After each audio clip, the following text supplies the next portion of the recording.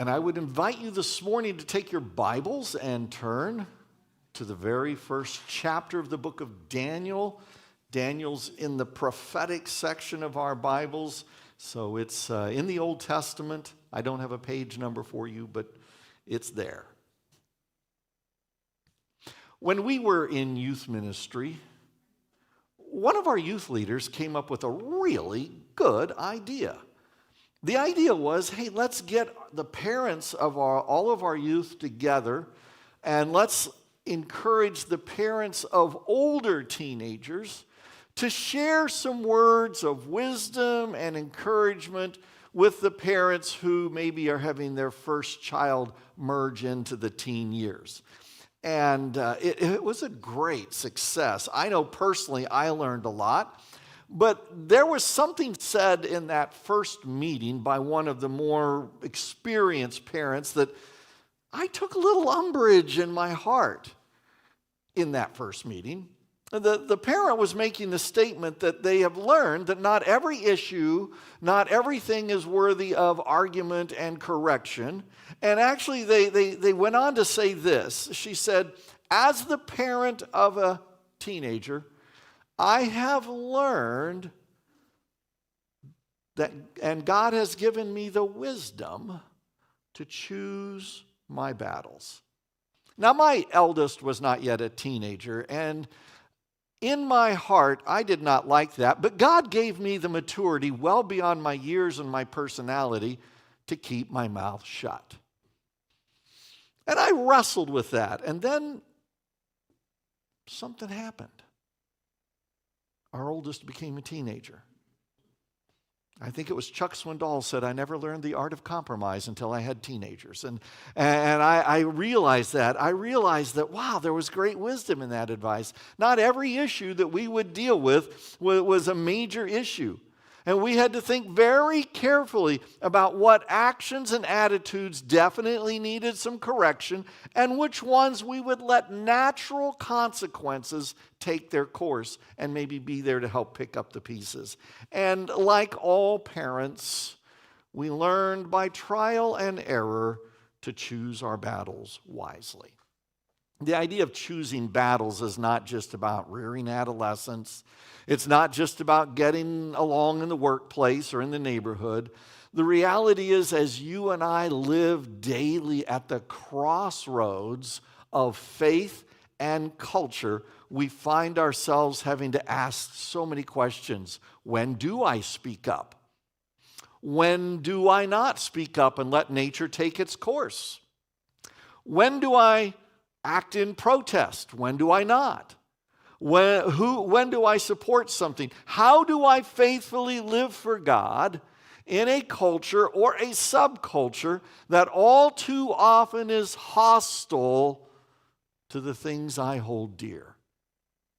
It is not a stretch to say that the God of our culture is the God of self. We live in what's been called a consumerist culture. Consumerism is just that, consuming, buying of things, consumption of goods, even consumption of media. We live in a consumerist culture, and as consumers, you can see oneself easily as the customer. And the customer is always right. And so when you live with that mindset that what I want is always right, it becomes a very self-centered mindset. We live in a materialistic culture in which having things becomes a key to happiness. You no sooner buy a new computer than a better one is coming out.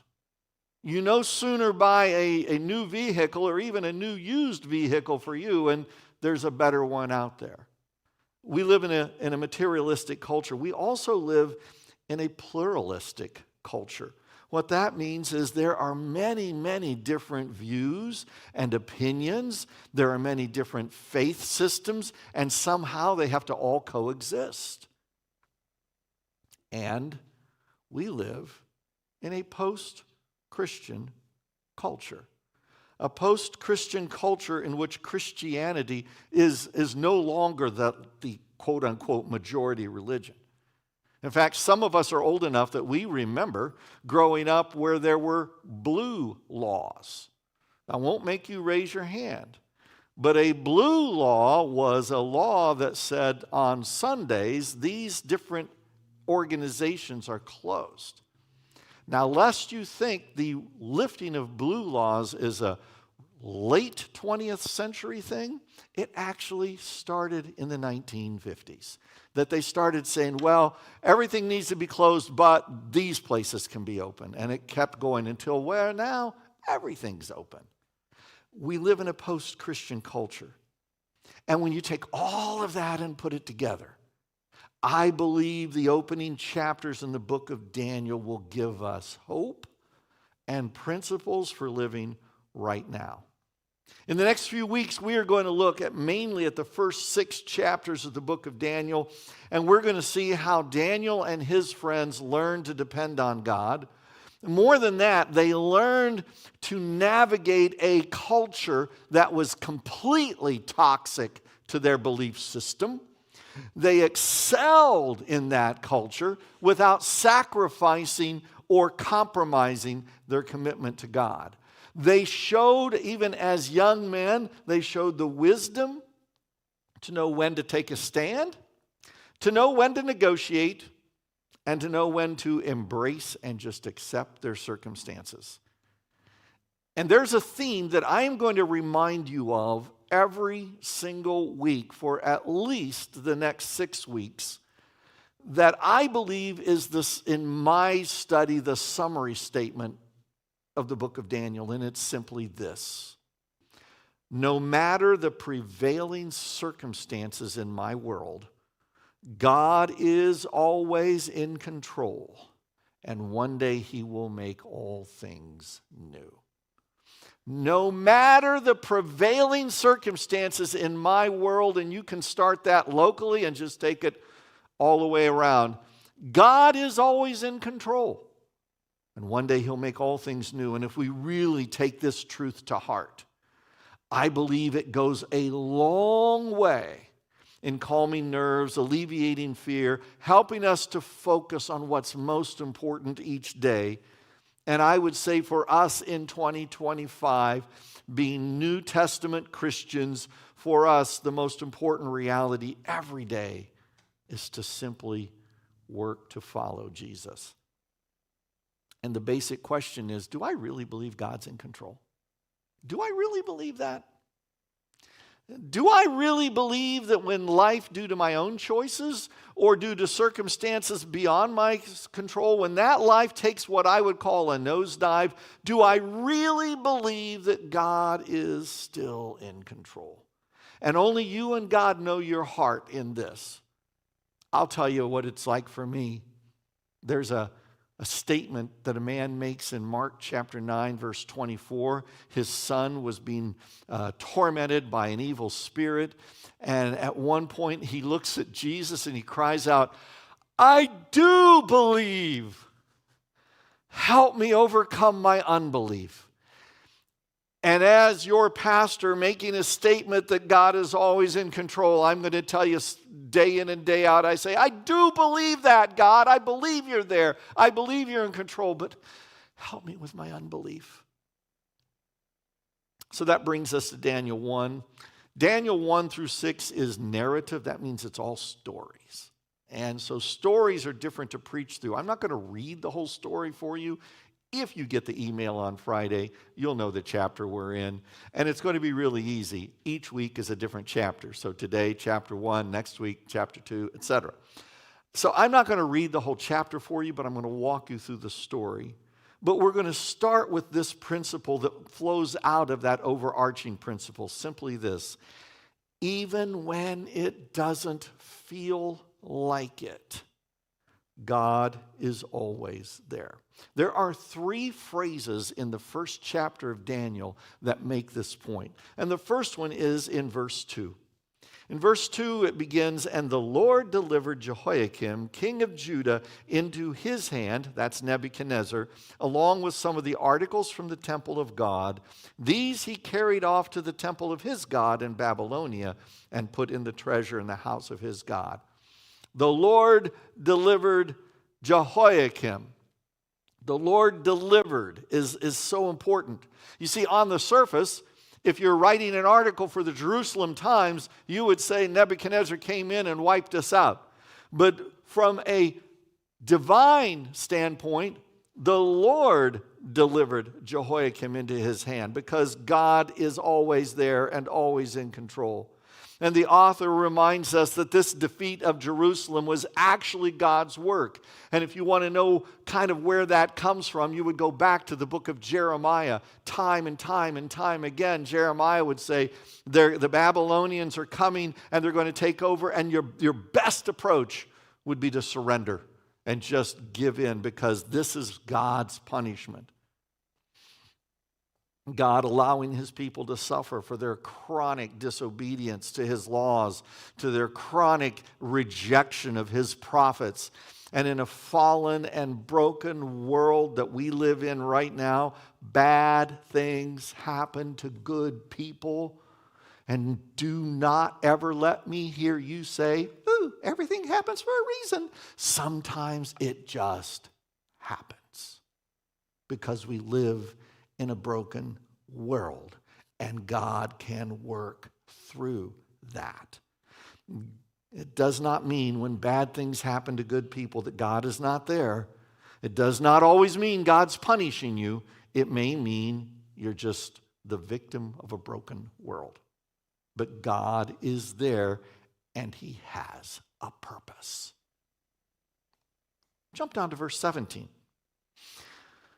"To these four young men, God gave knowledge and understanding of all kinds of literature and learning, and Daniel could understand visions and all kinds of dreams." To these young men, God gave. Now, we're going to talk about Daniel's diet, but at this point, don't give the veggies too much credit. Daniel and his friends ate only vegetables for 3 years, and I'm sure they helped. But that's not the point that the author is making.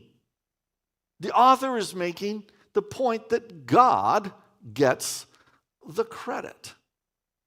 That God is the one who gave them their ability to learn. I skipped one. Go back to verse 9. "Now God had caused the official to show favor and compassion to Daniel."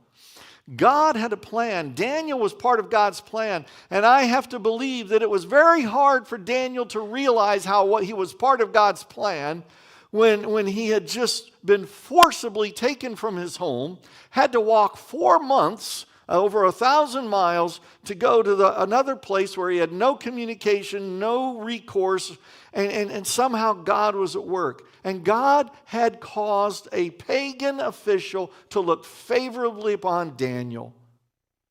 Now, maybe Daniel's training, and maybe he was trained to be kind and respectful to authority, but God was at work. Even when it doesn't feel like it, God is always there. And for me, I want to err on the side of giving God credit. Now, Nebuchadnezzar was a shrewd dude. And I bet he had some really good advisors. So he captures Jerusalem, he conquers Jerusalem, and he takes Jehoiakim with him. That shows his military prowess. But then he he goes right into the temple, and he takes some of the stuff in the temple. And again, you go back to the book of Isaiah, and Isaiah showed the Babylonians all around the temple and all the stuff that they had. And Hezekiah does, and Isaiah said, "Dude, that was a big mistake. They're going to come and take all that stuff one day." Well, here it is. And that showed in Nebuchadnezzar's mind, my God is bigger than your God. My God defeated your God, so I'm taking your stuff and put it in my God's temple because we win. And that was kind of his power over Israel's God. But then he does something else. He does something to softly control the city of Jerusalem and also work to promote Babylonian principles. We find it in verse 3. Then the king ordered Ashpenaz, chief of his court officials, to bring into the king's service some of the Israelites from the royal family and the nobility, young men without any physical defect, handsome, showing aptitude for every kind of learning, well-informed, quick to understand, and qualified to serve in the king's palace. He was to teach them the language and literature of the Babylonians. What an interesting strategy. Let's take all of the sons of the nobility and take them back to Babylon and put them in the king's service. Soft control. If you're in Judah, you're not going to do anything that's going to somehow put your child at risk 1,000 miles away. But there was something else. I think he was going to work to indoctrinate them into being good Babylonian citizens and leaders. Some even speculate that maybe the plan was send a few back after they had been trained and show everybody what a good Babylonian is and how we can make people who want them to be. That's speculation. And we learned that Daniel and Hananiah and Mishael and Azariah were part of this group. Young men who were handsome, without physical defect, smart. If you were a maiden in Jerusalem, it was a sad day. All the eligible bachelors gone, just like that. We're not told anything about the background of these men. Never are we told about the background of these men. We can speculate. Let me use a little sanctified imagination. Our understanding is that these guys are clearly committed to God. It's clear throughout. If you've ever read the book of Daniel, that's very clear. They were very aware of some of the things God requires. And see, I'm thinking, even in a place like Judah, a place that had become idolatrous and unjust and immoral, that there were still some who stayed true to God, who heard the prophets and responded to them, who stood against the best they could the immorality of the culture and the idolatrous nature of the culture. And I am of the opinion, and this is just a Scott Howingtonism, that Daniel and his friends may have come from some of those families. Now, we speculate that they were probably between 16 and 18 years old. And by word and by deed, maybe they had learned about the importance of what God requires. You got to believe following God was a challenge for these young men. Forcibly deported. It's a 3-year program, no electives, designed to indoctrinate them as Babylonians. They were to learn the language and the literature. The language of the Babylonians was Aramaic. The literature of the Babylonians, and especially the classic literature of the Babylonians, was probably Akkadian. You look at Akkadian and it looks like something you saw in geometry. There are little shapes and things, and it's a different form, very difficult to learn. Someone said maybe it was like learning Latin so you could read the classics. They were educated in the ways of the Babylonians. Now notice, when you get to the end of chapter 1, they were numbered among the magicians. So they would have learned about divination, and they would have learned about the magical arts of the Babylonians. They would have learned all in this re-education program. And their names were changed. We see that here in verse 7. the chief official gave them new names. To Daniel, Belteshazzar. To Hananiah, Shadrach. To Mishael, Meshach. And to Azariah, Abednego. Their names were changed as part of this concentrated re-education program. And it's very possible those names were somehow connected to the names of Babylonian gods. And I find very interesting that Daniel and his friends had no objections. They didn't object to having their names changed. They didn't object to learning this new language and learning the literature and the arts and everything of the Babylonians. They didn't object to that. But Daniel, in verse 8, had made a private decision. Daniel resolved not to defile himself with the royal food and wine, and he asked the chief official for permission not to defile himself in this way. Daniel made a private decision ahead of time that he would not be defiled by the king's food. Now, some have said, well, he was keeping with the Levitical food laws and the idea of not eating food offered to idols, and that has some credence, but in a place like Babylon, everything was offered to the idols, not just the meat, probably everything. It was all part of the process. So what was the deal?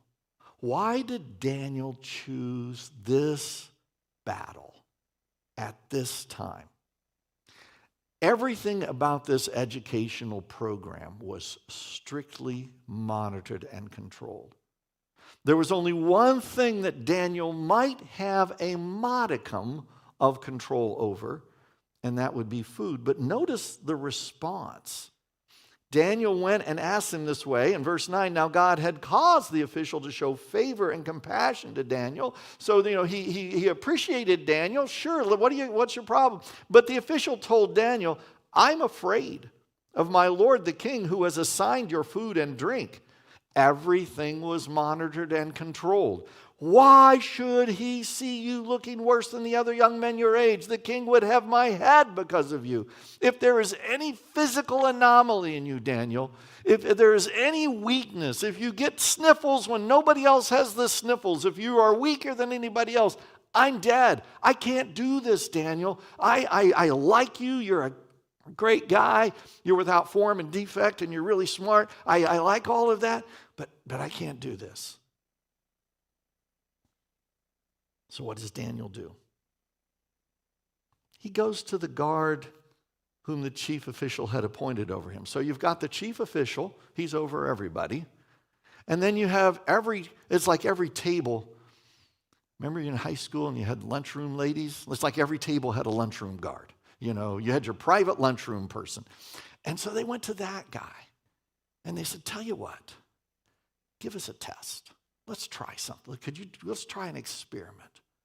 Let us eat vegetables and drink only water for 10 days.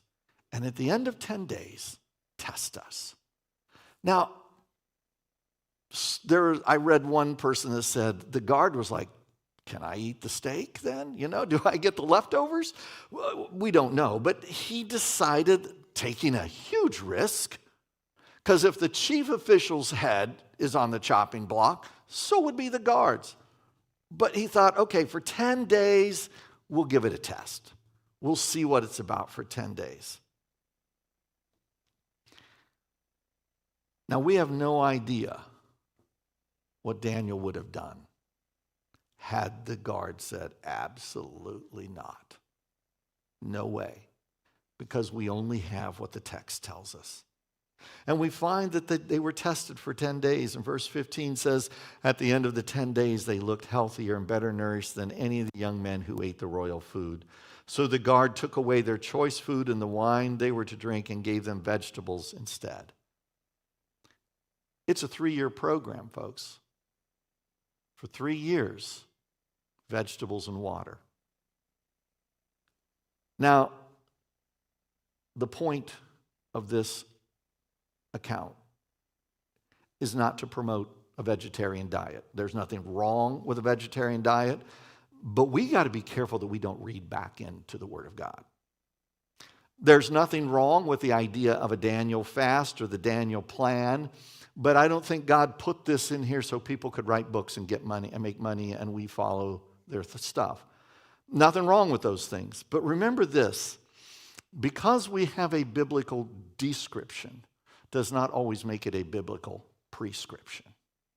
And in fact, I think, and I haven't studied it, but I think the Daniel fast and the Daniel plan, I think are 21-day things. I think they're not, but this was 3 years. Everybody around you is eating ribeyes and fried chicken, and you're eating vegetables and water. Their meals have perfect wine pairings, and you have vegetables and water. I think the principle that we should draw from this is the success of this plan was a reminder to Daniel and his friends and you and me of this. God is the sole source of all our successes. We don't even know what the vegetables were. We don't know if they were prepared properly according to Jewish customs. We don't know what the protein was in the vegetable-only diet. We do know that in time it was considered amazing as they observed Daniel and his friends. And we remind that, and the author is quick to remind us later on that they excelled. They excelled in everything. They were more versed in the ways of the Babylonians than the Babylonians. But when we step back, and we realize that we need to give more than just lip service to God as the source of success, then we can start seeing life differently. Last week I talked about the Apostle Paul saying that he made himself a slave to everyone. That kind of humility doesn't always play well in a consumerist, materialist culture, but it's the humility God wants us to have. God is the sole source of any success you and I may have. Life is not about me. Say that with me. Life is not about me. Life's not about me, about what I can achieve. It's about God and what God chooses to do through me. I dare say Daniel and Hananiah and Mishael and Azariah still had to study. I imagine they had little rings with Aramaic words, their vocab words that they had to go through and study every day and learn their Aramaic. I imagine that they had times when they had conversations.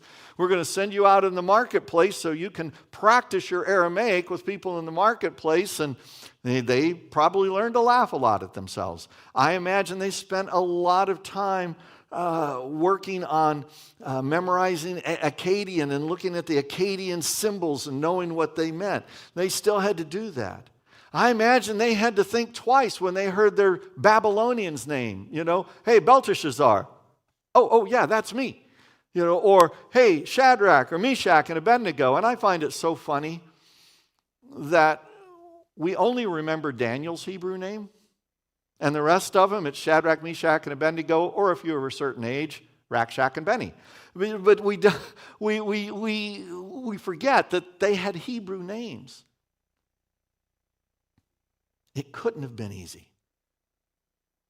For 3 years, watching your compatriots eat steaks and burgers, and you eating vegetables.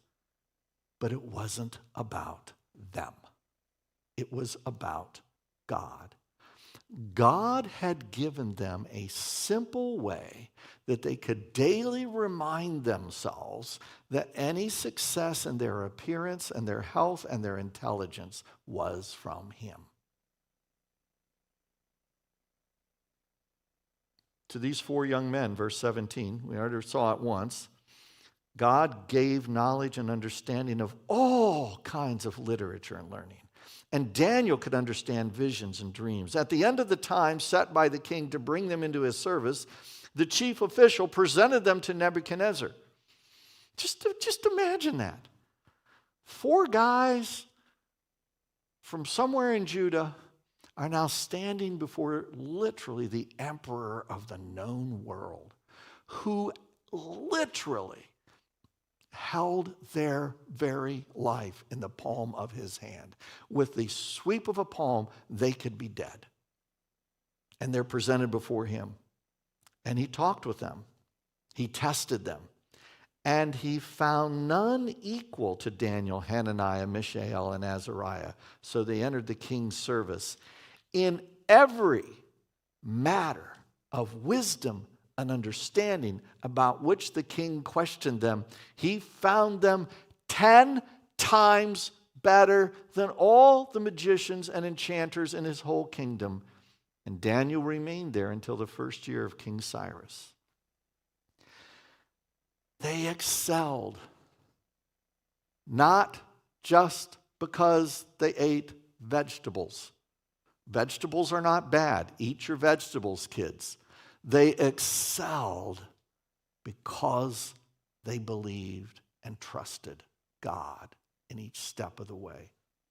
And it says that Daniel remained there. Where's the there? In Babylon. Daniel never went back home.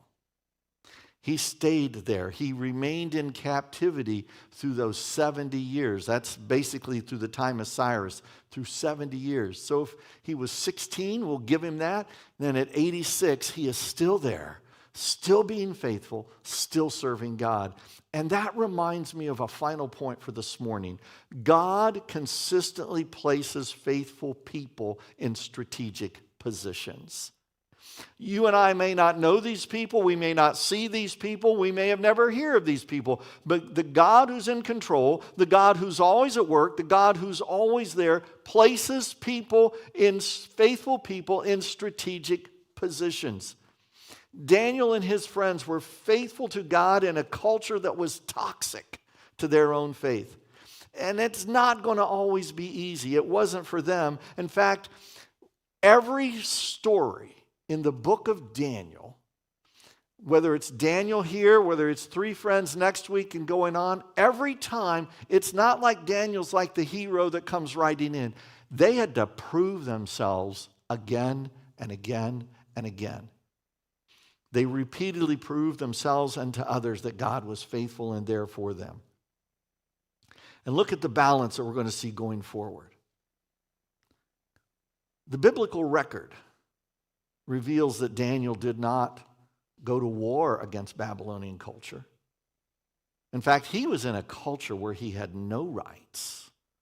He had no recourse. He had no ability to go out and protest. But on the other hand, in the balance of that, Daniel didn't just isolate. We talked about that last week. Daniel didn't isolate into his own culture. His other people were there from Jerusalem. Ezekiel writes to them. Jeremiah writes a letter to them that we're going to look at later this summer. And he could have gone and gotten involved with, and just kind of, I'll go see the king when I need to, but I'm going to be over here with my people. And no, he didn't isolate. Daniel was fully aware of the theological errors, of the injustices, of the immorality, of the toxicity of Babylonian culture. And I think he sets an example for us as one who stayed focused on the presence of God, and he effectively engaged the culture around him in a way that was dignified and respectful. We will see as we go through, he spoke up against that which was wrong. When he had the opportunity, he did speak truth to power, but he did it in a way that was respectful and dignified. In this first chapter, we're reminded that Daniel chose his battle carefully and privately so that God received the credit. I believe we ought to be the best for God in the culture where he's placed us. God has already strategically placed you where you are today. You are strategically placed in your neighborhood. You are strategically placed in the career of choice. You may have thought you were making all those choices, but God was orchestrating, and he puts you right where he wants you so that you can be most effective for him in this moment. And he's placed us there so we will truly believe and live out the truth that no matter the prevailing circumstances of my world, God is always in control. And one day he will make all things new. And see, from that vantage point, then I can take a step back and I can look at my world. I can look at the culture in which I find myself, and I can look at it through a God-focused lens. And that's not a lens of fear. It's not a lens of just vitriol. It's a lens of assurance. Daniel didn't launch any campaigns to change Babylonian culture. He just lived faithfully to God in the middle of Babylonian culture. You and I can do the same. We can be faithful to God where he's put us. That doesn't mean that there aren't going to be things that we don't object to. There are things that we object to, and we ought to, but we can object in the right way. Well, you know, in our current culture, we have the privilege of, if we want to make a change, we can vote. Daniel didn't have that. He had to live in the culture where God had placed him. And we need to remember that even when it doesn't feel like it, and there are many times when it doesn't feel like it, we have to believe God is always there. And when I do that, when I believe God's always there, then I can say, God, you are the source of any success I have. And then I can be patient, and I can trust God, and I can believe that God has already put faithful people in strategic positions. And you and I are in this strategic position where God wants us right now. All those years ago, when my friend spoke wisdom to parents of young teenagers, I saw that wisdom was lived out long before Daniel 1. When our friend said, as a parent of teenagers, I had to learn to choose my battles wisely, we see Daniel already doing that. He was faithful to God in a godless culture. When it was time to take a stand, he chose his battle quietly, carefully, and wisely, confident of God's presence. We face challenges every day. And the challenges that we face every day require us to choose carefully how to respond. How do I respond in a way that's faithful to God and depending on him in the moment? And I think we have some principles in Daniel chapter 1. Father, thank you for your word this morning. Thank you for these reminders. Thank you for young people such as Daniel and Hananiah, Mishael, Azariah, who had the wisdom to know that they are not going to beat the drum for Israel, but they knew how to live for you in a culture that wasn't for them. Give us that wisdom so that we can live in a culture that's not for us. And help us to have that balance of knowing how to trust you and then knowing and to wait on you, but having the courage to step up when you call us to. In Jesus' name, amen.